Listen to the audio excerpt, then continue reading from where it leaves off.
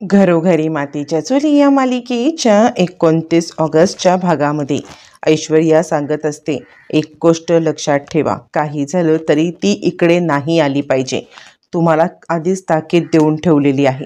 असं म्हणत असताना तिकडे आता सुमित्रा येते. आणि काय ग ऐश्वर्या, काय झालं? कोण इकडे नाही आलं पाहिजे? यावरती ऐश्वर्या म्हणते, नाही ते काही नाही. यावरती सुमित्रा म्हणते, अगं असं काय करतेस? मी ऐकलं तुझं फोनवरचं बोलणं. कोणाबद्दल बोलत होतीस? कुणाशी बोलत होतीस? यावरती मग आता इकडे लगेचच ऐश्वर्या जुगवाजुगवी करायला लागते आणि ऐश्वर्या सांगायला लागते, नाही हो, ते मीच ना, आईचा फोन आला होता. सारखी सारखी आपली मला मी इकडे येते, मी इकडे येते, मला तुझी काळजी वाटते असं म्हणत आहे. आता इथे माझी काळजी घ्यायला बाकी सगळे लोक आहेत ना, मग का बरं आईने इकडे यायचं? यावरती ती सांगायला लागते, हो पण येऊ दे ना, तसंही मी त्यांना बोलवणारच होते, म्हणजे आपल्या गणेशोत्सवाचं आमंत्रण देऊन. यावरती ती सांगते, नको, मला न ती आली तर उगाचच अजून अस्वस्थ होईल, म्हणून मी तिला म्हटलं की येऊ नको. पण ती सारखी मागे लागली होती, मी येते येते, म्हणूनच म्हटलं की इकडे येऊ नकोस म्हणून. असं म्हटल्यावर ती सुमित्रा म्हणते, बरं बाई ठीक आहे, तुला जसं वाटेल तसं, पण चल आपण गणेशोत्सवासाठी जायचं ना, गणपती आणण्यासाठी निघायचं आहे ना. यावरती मग ऐश्वर्या म्हणते, नाही आई, माझी खरं तर मानसिकता नाही आहे. यावरती सुमित्रा म्हणते, असं करून तुला कसं चालेल? काही झालं तरी सुद्धा तुला माझ्यासोबत यायलाच पाहिजे. म्हणजे कसं आहे, सारंगसाठी गणेशोत्सव किती उत्सव खास होता ही गोष्ट तुला पण माहिती आहे ना. मग सारंगसाठी जर का हा गणेशोत्सव खास होता, तर तू सुद्धा या गणेशोत्सवामध्ये पार्टी घ्यायला पाहिजेस ना. माझ्यासाठी नाही, तुझ्यासाठी नाही, तू सारंगसाठी तरी या गणेशोत्सवात चल. असं म्हणत सुमित्रा तिला आता बोलत असते. त्यावरती मग आता ऐश्वर्या म्हणते, ठीक आहे आई, तुम्ही व्हा पुढे, मी येते. कारण ऐश्वर्याकडे आता कोणता पर्यायच नसतो की सुमित्राला होकार देण्या वाचून किंवा सुमित्राला बोलण्या वाचून. आणि आता सुमित्रा बोलेल ते तिला ऐकायलाच लागतं. बरं, हे सगळं घडल्यावरती मग आता सुमित्रा सांगायला लागते, लवकर लवकर आटप, आपल्याला निघायला पाहिजे. असं म्हणत सुमित्रा तिला आता तयार व्हायला सांगते. ज्या वेळेला तिला सुमित्रा तयार व्हायला सांगते, ती पटकन तयार होते आणि गणपतीच्या उत्सवासाठी येते. ज्या वेळेला ती गणपतीच्या उत्सवासाठी तिकडे यायला निघते, सगळेजण गणपती बाप्पाला आणतात आणि इथेच खरा मोठा डाव असतो. आता सारंगने वेश बदलून तोंडाला गुलाल फासून त्या ठिकाणी येऊन ऐश्वर्याला घाबरवणं, हे आता त्यांचं महत्त्वाचं मोटिव्ह असतं. हे सगळं होत असताना इकडे सगळेजण छानपैकी गणेशोत्सव साजरा करत असतात आणि सगळेजण अगदी जल्लोषामध्ये बाप्पाचं स्वागत करत असतात. जानकी ओवी फुगडी घालत असते. इकडे आता ऋषिकेश आणि सारंग एकमेकांना इशारा करतात, आणायचं का? म्हणजे ऋषिकेश आणि सौमित्र इशारा करतात की सारंगला आणायचं का? त्यावरती मग लगेचच आता इकडे सौमित्रला ऋषिकेश सांगतो, हो हो, आता हीच ती वेळ आहे. मग ऐश्वर्या मागे मागे असते. आता ऐश्वर्याच्या समोर सारंग येण्यासाठी ऐश्वर्याला तिकडून पुढे येणं गरजेचं असतं, म्हणून अवंतिका तिला आता पुढे आणते. ये इथे उभी राहा, आपल्या गणपतीच्या बाजूला उभी राहा, मागे मागे काय आहे तुझं? असं म्हणत आता इकडे ती तिला समोर आणून उभी करते. ज्या वेळेला ती समोर आणून उभी करते, त्याच वेळेला सारंग आता इकडे सुमित्राच्या समोर येतो, नाचायला लागतो आणि त्यानंतर तो ऐश्वर्याच्या समोर येतो. ऐश्वर्या सारंगला पाहते आणि सारंग सारंग तुम्ही इथे, सारंग सारंग असं म्हणत आरडाओरडा करायला लागते. तिला आता आपण सारंगचं भूत बघितलंय असंच वाटायला लागतं आणि ती खूपच घाबरते. आणि त्यानंतर थोड्या वेळासाठी सारंग तिला दिसतो आणि त्यानंतर लगेचच सारंग तिकडून गायब होतो. तोंड लपवून सारंग गायब झाल्यावरती इकडे तोपर्यंत ऐश्वर्या सारंग सारंग असं मोठ्या मोठ्याने आवाज देण्यासाठी तिकडे येते. पण त्याच वेळेला आता इकडे ओवीने पण सारंगला पाहिलेलं असतं. सारंग आता तिकडून पुन्हा लांब जातो, परत इकडून लांब जातो, कुणाला दिसणार नाही असा फक्त ऐश्वर्याच्या समोर समोर थोडा थोडा वेळ यायला लागतो. आणि बाकी सगळेजण जरी सारंगला पाहत असले तरी ते सारंगला इग्नोर करत असतात, जेणेकरून ऐश्वर्याला वाटावं की तिने खरोखरचं भूतच बघितलंय. मग आता इकडे ती सुमित्राकडे, ते आई मला तुम्हाला काहीतरी सांगायचं आहे, आई मला तुम्हाला काहीतरी सांगायचं आहे असं म्हणत ती आता सुमित्राकडे, ते सुमित्रा म्हणते, काय झालं, तू का इतकी अस्वस्थ आहेस? त्यावरती ती म्हणते, आई आई ऐका ना, आई मी सारंगला पाहिलं, आई मी सारंगला पाहिलं असं म्हणत ती आता सगळ्यांना थांबवते. थांबा. मग सगळेजण आता आरडाओरडा थांबतो आणि काय झालं ऐश्वर्या, ऐश्वर्या काय झालं असं सगळे म्हणायला लागतात. त्यावरती मग आता सगळे रणदिवे कुटुंब ऐश्वर्याच्या बाजूला गोळा होतं. आणि काय झालं ऐश्वर्या, त्यावरती सुमित्रा सुद्धा येते. काय ग ऐश्वर्या, इतकी का अस्वस्थ झालेली आहेस? नक्की झाले तरी काय? त्यावरती मग आता ऐश्वर्या म्हणते, नाही काही झालेलं नाहीये, पण मला सारंग दिसला असं म्हटल्यावरती सुमित्रा म्हणते, काय कसं शक्य आहे सारंग दिसायला? यावरती मग आता सांगायला लागते ऐश्वर्या, हो मी बघितलं ना सारंगला, म्हणजे ते आले होते, तोंडाला गुलाल लावला होता आणि ते नाचत सुद्धा होते. मी पाहिलंय सारंगला, मी खोटं नाही बोलत, मी पाहिलंय सारंगला. आणि त्याच वेळेला जेव्हा ऐश्वर्या सांगत असते तर ओवी सांगते, हो मी सुद्धा पाहिलंय सारंग काकाला, खरंच मी सारंग काकाला पाहिलेलं आहे. असं म्हटल्यावरती मग आता ओवी म्हणते, मी खरंच होता सारंग काका इथे. मग आता इकडे लगेचच सारंग हे सगळ्या तमाशा बघत असतो. ऐश्वर्याला धडा शिकवण्यासाठी जे काही कारस्थान केलेलं असतं त्यात सारंग सुद्धा सामील असल्या कारणाने तो खूपच खुश होत असतो. मग त्याच वेळेला इकडे आता ती सांगते, बघितलं बघितलं, ओवीने सुद्धा बघितलंय, म्हणजे खरंच सारंग इथे आले होते आणि मी तो स्वतःच्या डोळ्यांनी पाहिलं, पण ते कसं शक्य आहे? त्यावरती मग आता लगेचच इकडे सौमित्र म्हणतो, नाही नाही, सारंग जिवंत असणं हे बिलकुल शक्य नाही आहे, कारण ना आम्ही स्वतः सारंगला अग्नी दिलाय ना, आम्हाला माहिती आहे ना. यावरती ऐश्वर्या म्हणते, नाही काहीतरी गडबड आहे, काहीतरी गडबड आहे, म्हणजे आता मी त्यांना पाहिलंय, असं तोंडाला गुलाल लावून ते इकडे आले होते. असं म्हटल्यावरती मग लगेचच जानकी इकडे तिकडे पाहते आणि त्यानंतर सुमित्रा सांगायला लागते, खरंच देवाने संकेत दिला की काय, की माझा सारंग आता परत आलाय म्हणून? नाही नाही, गणेशोत्सवाला तुला सारंग दिसणं हे खरं तर खूप भाग्याचं लक्षण आहे. खरंच हे खूप चांगलं आहे. याचा संकेत असा आहे की माझा सारंग परत आलेला आहे, माझा सारंग परत आलाय. पण जो जसा तुला दिसला तसं मला का नाही दिसलेला आहे? मला सुद्धा सारंग आता दिसला पाहिजे, असं आता इकडे ती म्हणजे सुमित्रा बोलायला लागते. सारंग माझा परत आला, आज चांगला दिवस आहे, आज तुला देवाने चांगला कौल दिलाय. इकडे जानकी पण म्हणायला लागते, हो हो, हा तर खूपच चांगला कौल आहे, देवाने चांगला कौल दिलाय की आता इकडे सारंग भाऊजी परत आलेत. असं म्हणत मुद्दामच आता सगळेजण नाचायला लागतात, सारंग भाऊजी परत आले, चला चला असं म्हणत नाचत असता ऐश्वर्या विचार करते, काय वेड लागले का यांना? मी यांना काय सांगण्याचा प्रयत्न करते आणि हे माझं काहीच ऐकत नाही आहेत. नाही नाही, यांना कसं समजवू मी की मी खरंच सारंगला पाहिलंय, कोणीही माझ्यावरती विश्वास ठेवायला का तयार नाही आहे. असं ऐश्वर्या विचार करत असते आणि ती ओरडून ओरडून सांगत असते, अहो खरंच सांगते मी, सारंग परत आलाय, सारंग परत आलाय, माझ्यावरती विश्वास ठेवा. पण कोणीही त्याचं काही ऐकत नाही. परत तोपर्यंत आता इकडे लता आलेली असते रणदिव्यांच्या घरी. आता नानासाहेब हे मिरवणुकीला गेलेले नसतात, नानासाहेब झाडांना पाणी घालत असतात आणि बागकाम करत असतात. त्याच वेळेला इकडे लता पुढे येऊन नानासाहेबांना आवाज देणार. नानासाहेब, तितक्यातच एका गुंडांनी लताचं तोंड धरलेलं असतं आणि पाठमोरे नानासाहेबांना काही कळत नसतं की आपल्या पाठी काय चाललंय. म्हणून आता नानासाहेब पाठमोरे असतात, पण ज्या वेळेला लताला घेऊन ते गुंड चाललेले असतात त्यावेळेला मग आता लता गेट पकडत असते किंवा तिकडे असलेली कुंडी पकडण्याचा प्रयत्न करते. लता आता ओरडण्याचा प्रयत्न करते जेणेकरून नानासाहेबांचं लक्ष लताकडे जावं आणि त्यांनी लताला पाहावं. पण तोपर्यंत आता ते गुंड जोरदार ताकद लावतात आणि लताला तिकडून खेचून नेत असतात. ज्या वेळेला ते आता लताला खेचून नेत असतात त्याच वेळेला लता तिकडे असलेली एक कुंडी पकडते.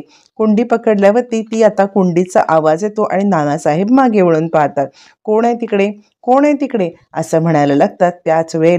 त्याच वेळेला मग आता तो सांगतो, काही नाही दादा, सॉरी सॉरी, म्हणजे काय झालं माहिती आहे का, कुंडी माझ्याकडून खाली पडली. तोपर्यंत दुसरा गुंड लताला घेऊन आता गाडीच्या आड लपतो आणि गाडीमध्ये लताला टाकतो. त्यावरती दुसरा गुंड नानासाहेबांना म्हणतो, सॉरी सॉरी, म्हणजे माझ्याकडून हे सगळं तुटलं, तुम्हाला जर काही पैसे हवे असतील तर मी देईन. नानासाहेब म्हणतात, नको, पण जरा जपून, काय चाललंय काय तुमचं, असं आता म्हणायला लागतात. तोपर्यंत मग आता गाडीमध्ये लताला टाकलं जातं.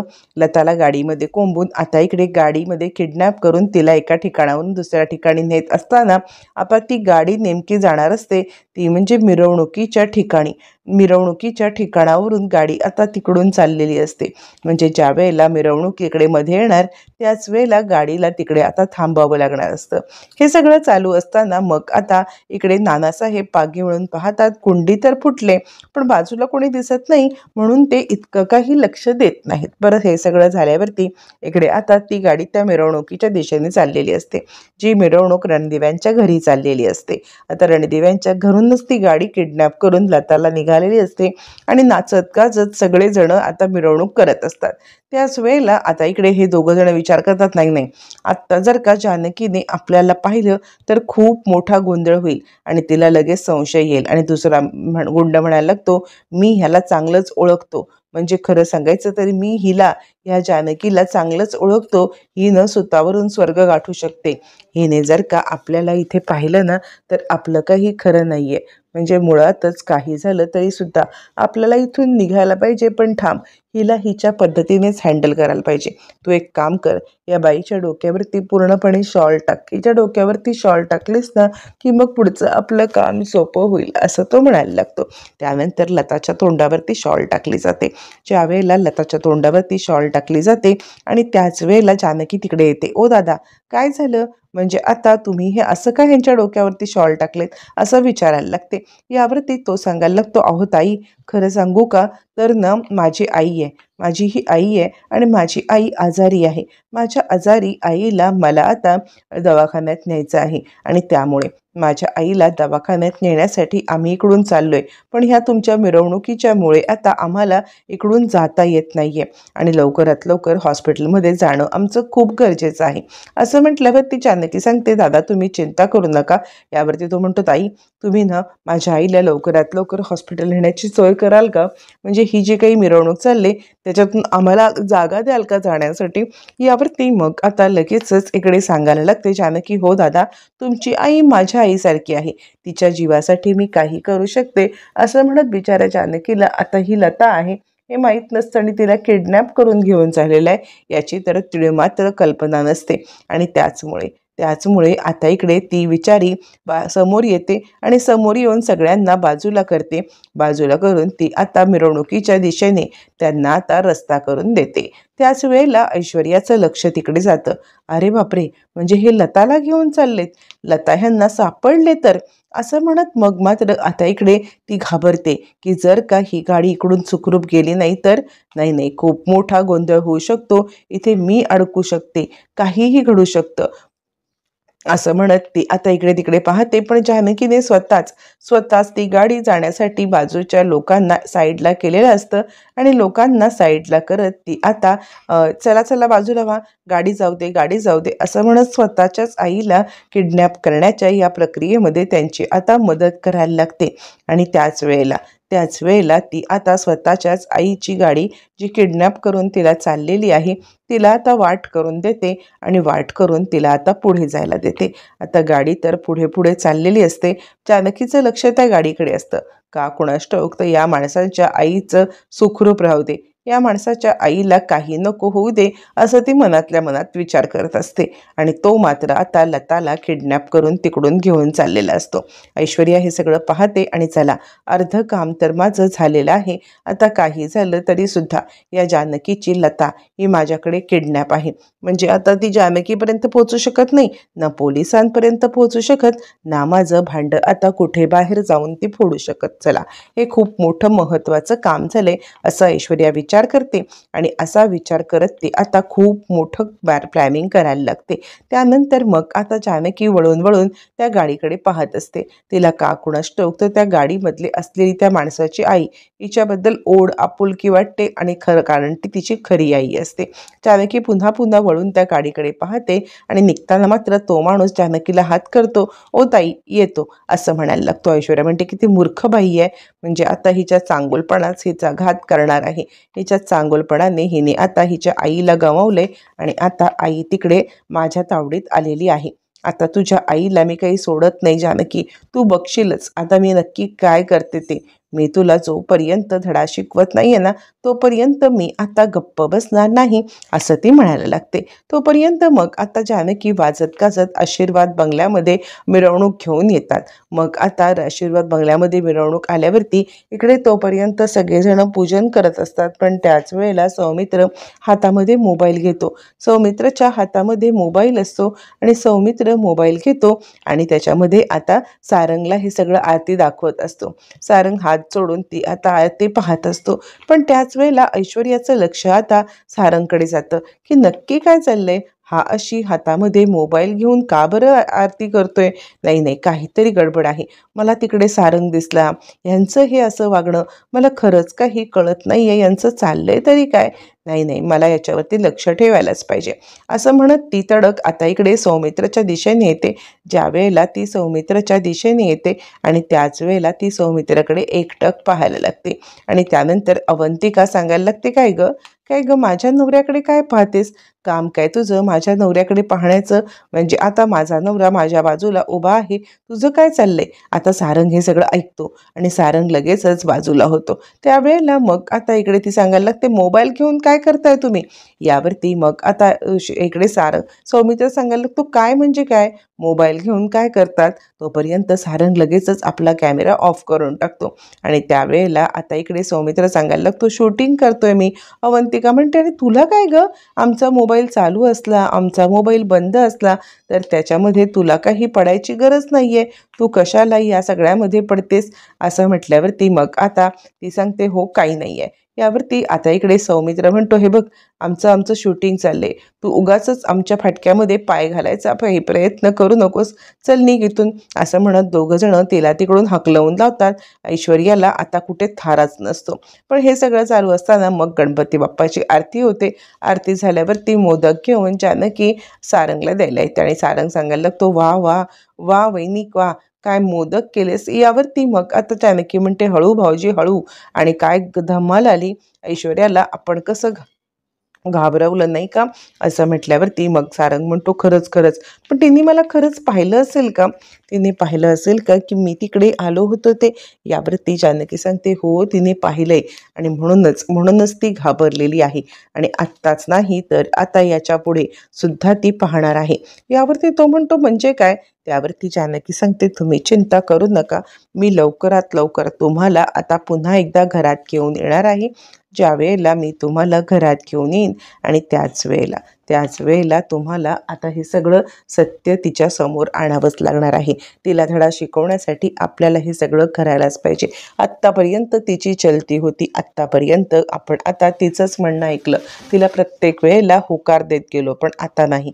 काही झालं तरीसुद्धा ऐश्वर्याची अशी आता वेळ आलेली आहे ना, तिचे वाईट दिवस सुरू झालेत. यावरती आता इकडे सारंग म्हणायला लागतो, पण वहिनी प्लॅनिंग काय आहे? यावरती ऋषिकेश म्हणतो, तू मोदक खा मोदक. प्लॅनिंग जे काही आहे ना ते आम्ही करायचं ते करू. इकडे तोपर्यंत ऐश्वर्याला माणसाचा कॉल येतो, त्या लताला मी किडनॅप केलेलं आहे, आता काय करायचं आहे? ऐश्वर्या म्हणते, सध्या तरी तिला तिथेच ठेवा, त्या जंगलातच ठेवा बेशुद्ध करून, कारण ना इकडे गणपती आहेत, मी इथून हलू पण शकत नाही आहे आणि इकडे तुम्हाला काही सांगू पण शकत नाही आहे. म्हणून तरी त्या लताला तुम्ही जंगलातच त्या ठेवा. न गणपतीचा एकदा एक प्रोग्राम उरकला की मग आता मी तुम्हाला नंतर काय ते सांगते. असं म्हणत ऐश्वर्या त्या माणसांना आता इकडे जानकीला जंगलातच ठेवायला सांगते. पण असं काही घडतं की त्यानंतर चिडलेली ऐश्वर्या पुन्हा एकदा कॉल करते आणि आत्ताच्या आत्ता त्या लताला संपवा, तिची डेड बॉडी लगेचच जंगलात टाका, जेणेकरून म्हणजे नदीत टाका, जेणेकरून ती डेड बॉडी पोलिसांना सापडेल आणि पोलीस जानकीला किडनॅप करतील, म्हणजे पोलीस जानकीला पकडतील. मला हेच हवं आहे. असं म्हटल्यावरती मग लगेचच आता इकडे ते तिला मारण्यासाठी बंदूक घेतात. बंदूक घेऊन तिच्या अंगावरती धावून जातात. चाकू घेऊन तिला मारण्याचा प्रयत्न करत असताना अचानकपणे इकडे जानकी प्रार्थना करते की माझ्या आईला सुखरूप ठेव, काही झालं तरी माझ्या आईला कोणत्याही प्रकारचा त्रास नको होऊ दे, असं जानकी विचार करते. आणि त्याच वेळेला लताला वाचवायला एक अज्ञात व्यक्ती येते हातामध्ये बंदूक घेऊन. आता इकडे ती व्यक्ती या दोघांचाही खात्मा करते आणि लताला वाचवते. आता ही अज्ञात व्यक्ती कोण आहे? ती लताला वाचवून तिच्या डोक्यात नक्की काय चाललंय? मालिका एका वेगळ्या ट्रॅकवरती येणार आहे का? हे मात्र येणाऱ्या भागातच कळणार आहे.